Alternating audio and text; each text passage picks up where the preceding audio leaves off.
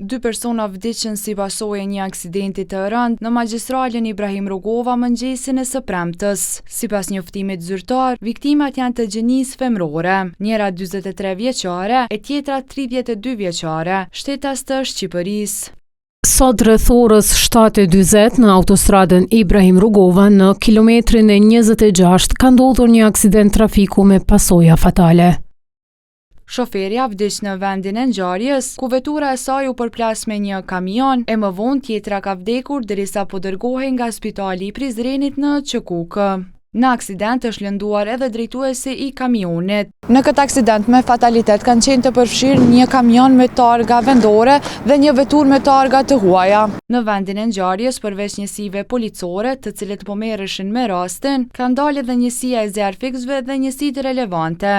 Për shkak të një aksidenti për orë të tëra, rruga drejt Prizrenit në autostradën Ibrahim Rugova ka qenë e bllokuar. Me urdhër të prokurorit kujdestar, trupat e pajetën janë larguar nga vendi i ngjarjes nga mjekësia ligjore dhe janë dërguar për obduksion. Hetimet lidhur me shkaqjet e aksidentit po vazhdojnë.